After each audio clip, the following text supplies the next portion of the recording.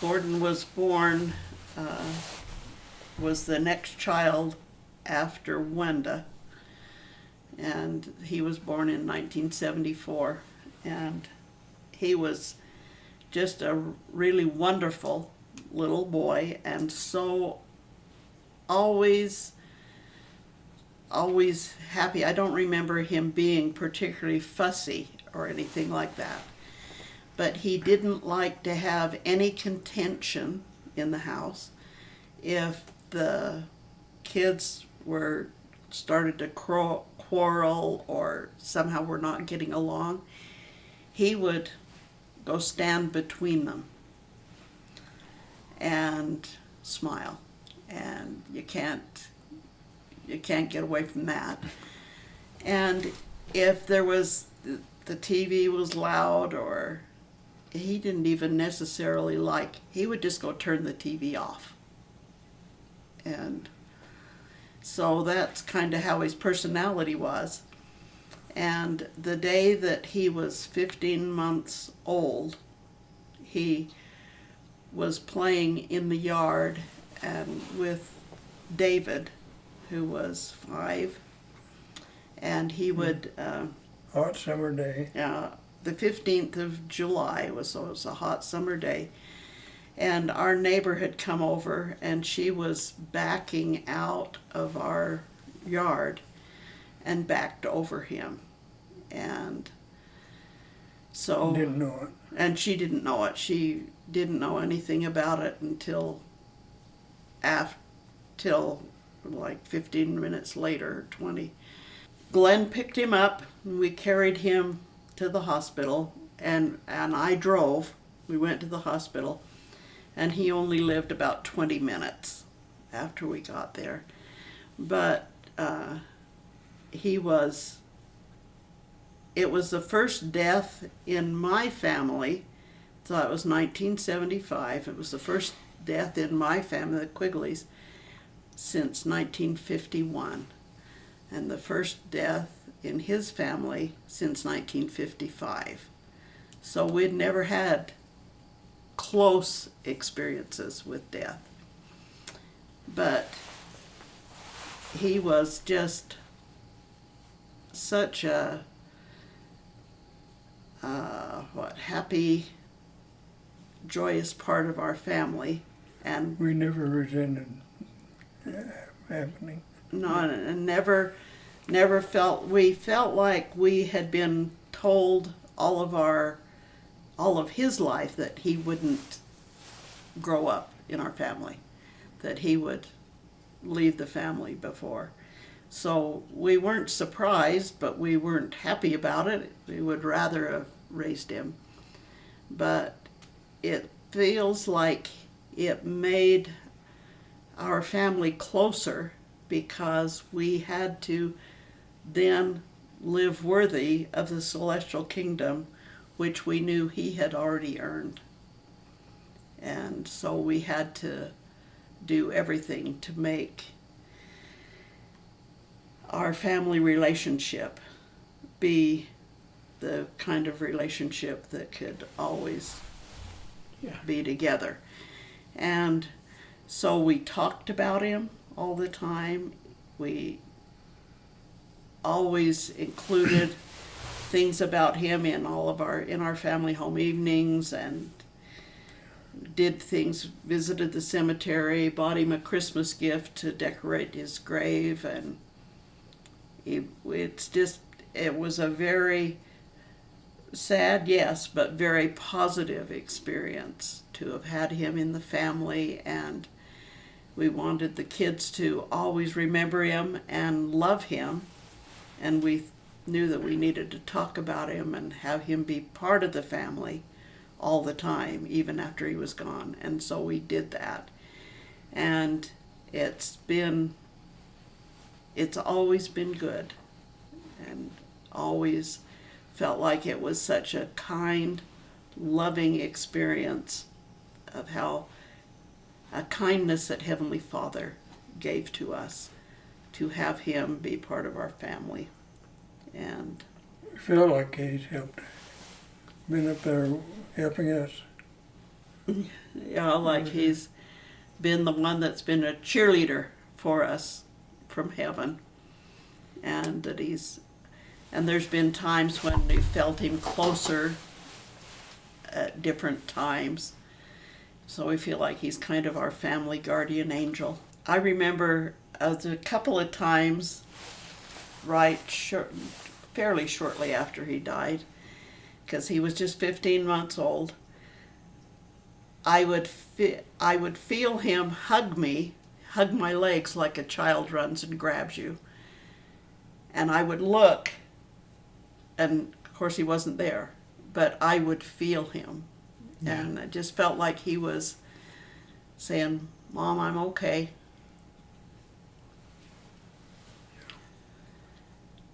Our bishop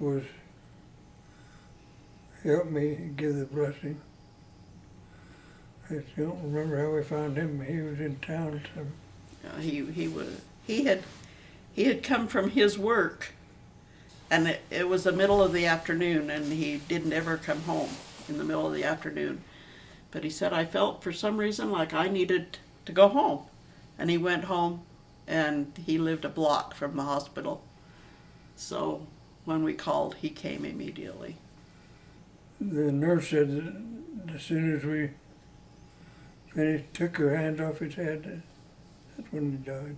His heart stopped. The nurse told me, I wasn't in the room at the time, but the next year when our Willard was born, I was in the hospital, and the nurse then told me that she could remember being in that room, in the emergency room, in the ER, and Glen told him we were so happy that he was in our family, but if it was time for him to go, that we would be fine and go ahead and go if that was the thing that was supposed to happen. And when they lifted their hands off from his head, they said his heart didn't beat again. They tried. He wasn't breathing normal at the time of the accident, but the nurses said his heart never skipped. It just was absolutely steady and strong until Glen lifted his hands off of his head, and he said it never beat again. They tried to restart it 2 or 3 times, but nothing. Could get nothing. He said, the nurse told me, if you had never had faith in your life, if you'd have been in that room, you'd have had faith watching that experience. To me, it never seemed like I felt sorry for Marguerite. I wasn't upset. I just thought Heavenly Father made it so we could have a baby that was healthy and strong right till the day he died. He didn't have one of these lingering illnesses or anything. And so Heavenly Father had to have a way for him to, for his physical body to cease functioning. And the kids were mad at her. They were, Yeah. And they said a couple of kind of unkind things to her, but they were little kids. They just said, why did you do that? Well, of course she didn't plan on it and didn't do it. It just happened. And when the police... I think he was in the shade of the car. Yeah, laying down on the ground. It was a hot day. But when the police came out to investigate, which of course they always do, they said, most times things happen and you say there was an accident, but they really aren't accidents, that things could have been prevented. But he said, this was truly an accident.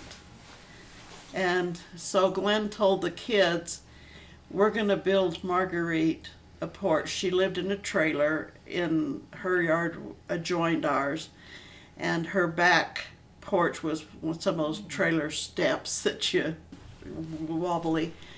He says, we're going to go down, and he says, I'm going to go get lumber and we're going to build a really nice porch for Marguerite, like we got there. like out on our yard. And so, So we did. so they worked together to build this porch for Marguerite. She had only been baptized 9 days before the accident. Marguerite was baptized. Glen baptized her 9 days before the accident. We were friends. There was never a question. Even in the hospital, I don't remember ever having any unkind feelings towards her. I just could see a greater, what? You, Yeah. it's part of the plan.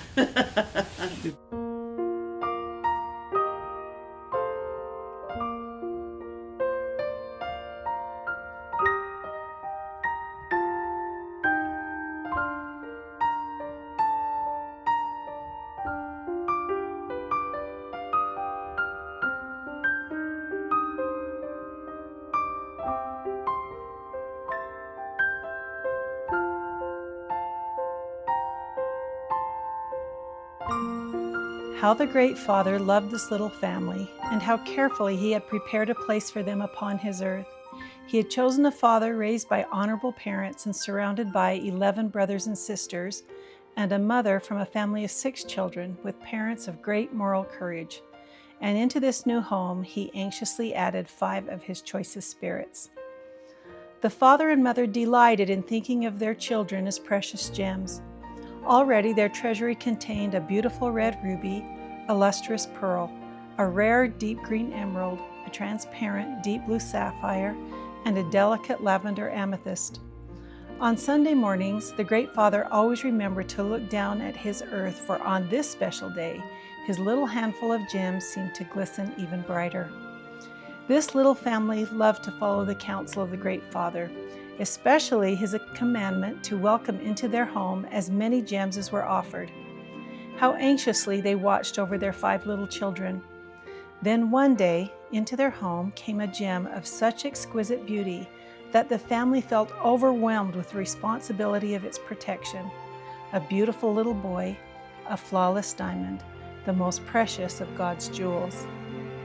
True to the natural properties of a diamond, this little gem reflected a seemingly numberless array of facets, a personality of unusual complexity and maturity, which seemed to whisper to others, "I am a child of God." Obvious to the parents was the way this little diamond added luster to the other gems and seemed to sense the feelings of others and to draw them together in love. Now, as the Great Father looked down, he was pleased, but his heart was heavy, for he knew this little family must now accept a difficult trial. Able to see down the corridors of time, he knows tremendous assignments and challenges must someday be born, and they must be prepared. The time had come to start into action an important process, long ago planned in heaven, to accelerate the family's progress, for time was short and they had much to do. His loving eyes filled with tears of compassion, for had not he himself witnessed the death of a great son? He reached his powerful arm down to earth and gently but firmly drew from the grasping hands of his beloved children their diamond. How his great heart ached as he looked down to watch his son and daughter desperately trying to piece together their treasury, which seemed to them to be hopelessly torn and scattered. How he longed to gather them into his arms. This he could not do, for their souls must endure the refiner's fire. Eternal purifying processes must be allowed to take place. The little group was confused and groping for comfort. Prayers of frustration flew up to the Great Father, pleading for help from the father, from the mother, from both together, and one from the children huddled together alone in their home. Eyes searched for a sign, but tears obstructed the view. Then, slowly at first, but more and more freely, channels of communication began to open, tears began to dry, and eyes began to see clearly. Suddenly the father pointed far off into the distance, for he felt that there was something there that heaven wanted them to see. As the little family gazed through the midst of their confusion, They could see a small but unmistakable glitter of light, like a star. But it was not a star, but a beautiful, familiar diamond, standing there a lifetime distant and in full bloom of manhood, beckoning the rest to come. And now, as the Great Father looked down, the little family joined hands, and with a look of renewed determination and with new and lengthening strides, started toward their personal beacon, the beautiful diamond, only a lifetime away.